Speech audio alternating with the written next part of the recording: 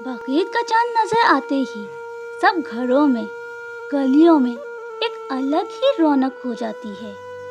بچے ہوں یا بڑے، سب جوش دکھانے لگتے ہیں، منڈی کے چکر لگتے ہیں۔ سب سے خوبصورت، سب سے طاقتور جانور پسند کیا جاتا ہے، اور جب وہ گھر آتا ہے تو سب کی خوشی کا کوئی ٹھکانہ نہیں رہتا۔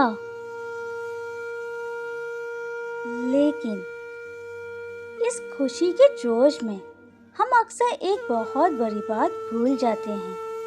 ہم بھول جاتے ہیں کہ جو جانور ہمارے گھر آیا ہے وہ ایک بے زبان جان ہے۔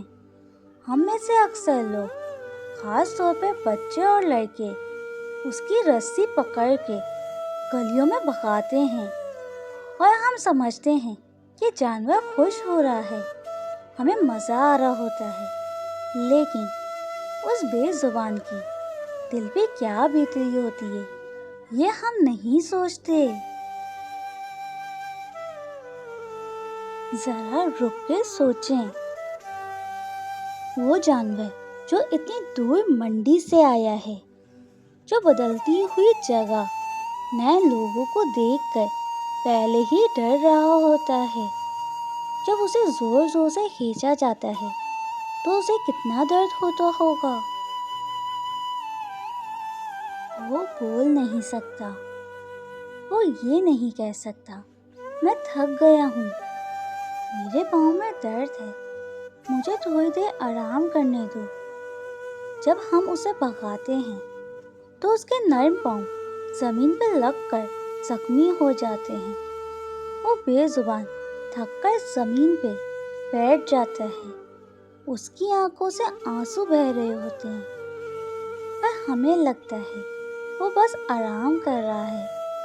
ہم اس کی خاموشی کو اس کی رضا سمجھ لیتے ہیں، جبکہ سچ تو یہ ہے اس وقت وہ بہت تکلیف میں ہوتا ہے۔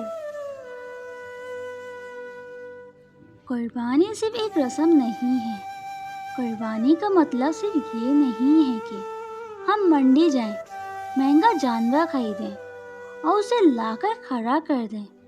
قربانی تو نرم دل کا نام ہے، یہ اللہ کی راہ میں اپنے سب سے پیارے جانور ذبح کرنے کا نام ہے، اور جس جانور کو ہم نے اللہ کی راہ میں پیش کرنا ہے، کیا اس کی تکلیف کا خیال رکھنا ہمارا فرض نہیں؟ ہمارے دین نے تو ہمیں جانور ذبح کرنے کے بھی آداب سکھائے ہیں کہ چھری تیز نہ ہو تاکہ اسے تکلیف نہ ہو۔ ایک جانور کے سامنے دوسرے جانور کو ذبح نہ کیا جائے، تو پھر ذبح کرنے سے پہلے اسے اس طرح تکلیف دینا، اس کا مذاق بنانا کہاں کی انسانیت ہے؟ اس بقرعید پہ چلیں ایک نئی شروعات کرتے ہیں۔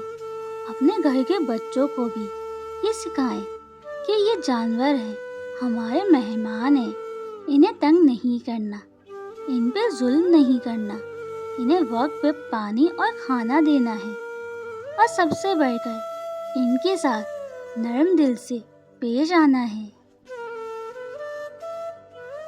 یہ بول نہیں سکتے پر یہ سب محسوس کرتے ہیں، ان کی خاموش دعاؤں میں بہت اثر ہے۔